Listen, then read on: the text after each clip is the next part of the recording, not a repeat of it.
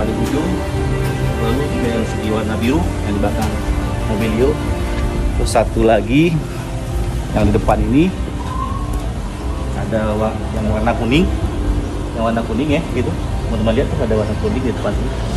Terus juga yang di sini satu lagi, nah ini yang warna hitam. Nah, teman-teman lihat nih, agak bagus nih, ada apa namanya, masih pakai teknologi yang terbaru. Yang terakhir nih di atas tuh, yang masih pakai teknologi amfibi. Jadi kalau yang terakhir ini warna merah kedungu-dunguan ya. Tuh teman-teman semua. Terus sekarang kan artinya saya udah punya 5 mobil baru tuh. Terus yang mobil ini dan yang lainnya mau saya apakan? Ya saya jual lah. Saya jual karena sudah ketinggalan teknologinya. Sekarang teknologinya sudah menggunakan yang bisa setir. Jadi ya udah bisa ngilang. Oke teman-teman semua, thank you. Bertamasya naik mobil SMK, pelan-pelan lewat tol langit. Jangan malu bila kau suka, aku memang kece bingit. Mau diproduksi atau tidak produksi ya bukan urusan kita lagi.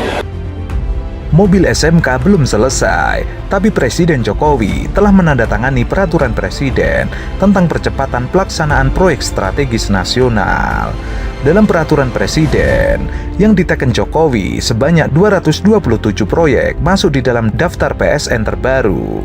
Dari ratusan proyek tersebut, terdapat 2 program pengembangan pesawat terbang.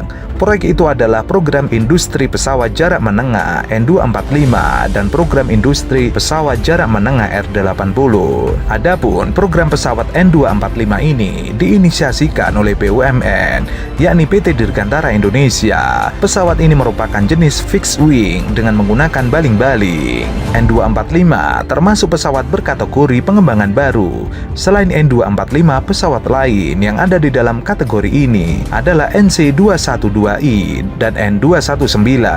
Sementara itu R80 adalah pesawat yang dikembangkan oleh PT Regio Aviasi Indonesia milik keluarga Habibie. Regio Aviasi Industri didirikan pada 2012 oleh Presiden Republik Indonesia kedua B.J. Habibie untuk mengembangkan R80. Pesawat ini merupakan generasi terbaru turboprop. Pesawat R80 membutuhkan dana sekitar 1,6 miliar US dollar untuk pembuatan 6 unit prototipe pesawat dan ditargetkan hingga dikomersialkan pada tahun 2025 mendatang. Seluruh dana dari pengembangan pesawat ini akan didapatkan melalui investor di dalam negeri maupun luar negeri. Selain itu, ibu kota negara Nusantara di Kalimantan Timur bakal menjadi kota modern. Bahkan, kehadiran mobil terbang mulai dipersiapkan di ibu kota baru Indonesia.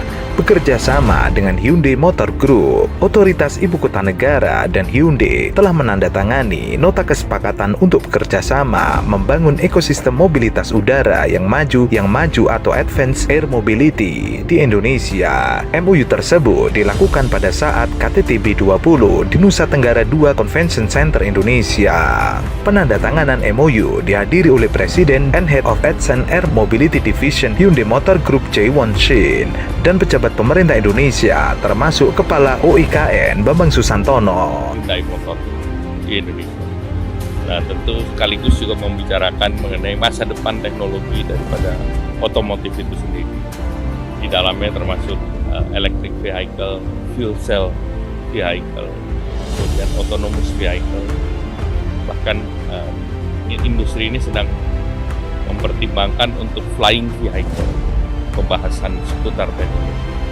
Jadi investasi sedang dalam studi, mereka sedang melakukan survei daripada kawasan dan juga permintaan terkait dengan fiskal insentif.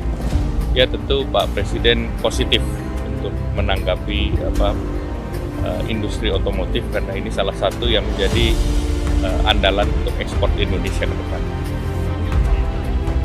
Kenapa? Ya itu salah satunya bagian dari mobil listrik. Fiskalnya sedang tax holiday sedang bicara, kemudian terkait dengan skema import dengan beberapa negara. Kan kita sudah punya perjanjian perdagangan dengan Korea, ASEAN Korea, kemudian ASEAN China. kemudian dengan India kan sedang dalam penjajahan. Ya, mereka itu juga dapat disampaikan. Ya tentunya mereka menargetkan salah satu skemanya adalah untuk ekspor sekitar 40%. Nanti kemananya pun, karena kita ini kan masih dalam studi, dalam rencananya. Regulasi kalau regulasi kan pemerintah sudah siapkan, jadi mereka kan ikut aja. Kalau namanya industri kan mengikuti regulasi yang dikeluarkan oleh pemerintah. MOU tersebut bertujuan untuk memperkenalkan AAM sebagai bagian dari ekosistem mobilitas cerdas di ibu kota baru yang sedang dibangun pemerintah. Hyundai berencana untuk mengembangkan peta jalan dan meninjau konsep mobilitas terkonsolidasi untuk darat dan udara sambil melaksanakan proyek percontohan AAM dan uji terbang. Menerapkan mobilitas udara canggih di Nusantara sejalan dengan semangat OIKN untuk menjadi laboratorium hidup di Indonesia, terbuka menciptakan budaya belajar, bekerja, dan gaya hidup baru. Tentu saja, rencana tersebut membuat netizen ngakak. Pasalnya, sebelumnya Presiden Jokowi pernah mempromosikan mobil SMK yang kini tidak jadi. Walaupun bukan yang terlaris di Indonesia, bukan yang paling populer, tapi nyatanya dia adalah salah satu mobil yang paling banyak dibincangkan di Indonesia. Jadi awal dari video ini akan sedikit berbeda. Salut keberanian mengakui bahwa ada produksi mobil SMK. Kenapa? Memproduksi mobil itu, yang dianggap memproduksi mobil adalah kalau sudah berhasil memproduksi chassis dan mesin, itu produksi mobil. Kalau tidak berhasil, bukan chassis dan mesin dibuat, itu adalah industri perakitan. Industri perakitan, dan ada juga adalah industri penambah merek, memberikan merek saja, menempel merek. Nah, ini karena saya lihat yang diresmikan hari ini berbeda dengan yang dipamerkan tahun 2012.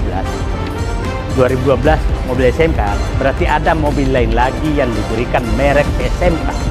Nah, saya sudah cari di Google, itu adalah mobil Changan buatan Cina yang ditempel SMK.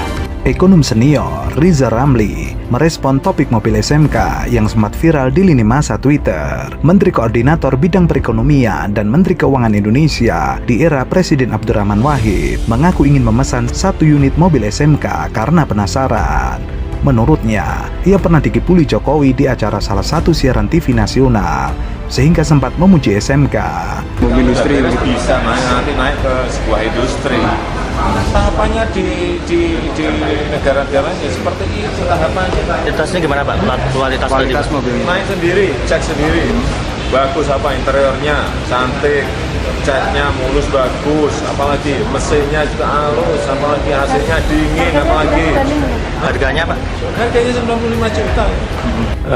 Hitungan terakhir 95, tapi nanti kalau sudah produksi massa tentu saja ada rekalkulasi lagi. Tetapi yang kita juga sekarang ini bingung, pesanan sudah kira-kira lebih dari 6.000. Dan Pada kapasitasnya setelah uji emisi, setelah nanti sertifikat uji tipe ini kami pegang, perkiraan saya bisa 3 sampai 4 kali lipat yang pesan.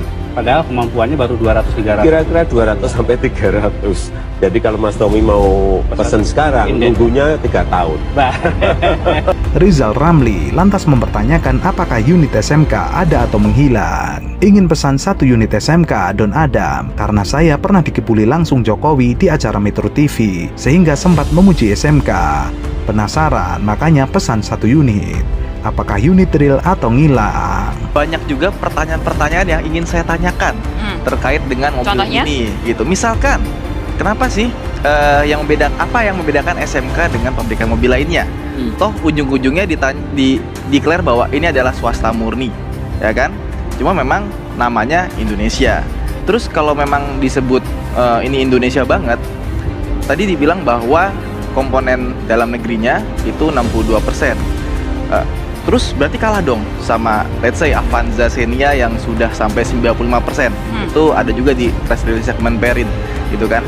Nah, sebenarnya yang harus kita tahu ini, kalau memang sudah jadi swasta, ya sudah itu jadi domainnya swasta saja. Pabrik, ya kan? Harusnya kan ke PR-nya. Tapi websitenya nggak ada. Direkturnya siapa kita nggak tahu, dan itu sama seperti Fuan, kita pun juga mau cari narasumber itu juga agak bingung gitu. Masalahnya itu spokesperson-nya nggak ada. Ya kan? Pernah coba cari, tapi gini loh, ini tanda tanya besar, kok bisa masuk ke BPLI gitu loh. Nah makanya ini kan bingung kan? makanya terus. Tapi sebentar, ini kita bikin clear dulu ya. Nah iya makanya. Genuine, jawabannya genuine. Iya.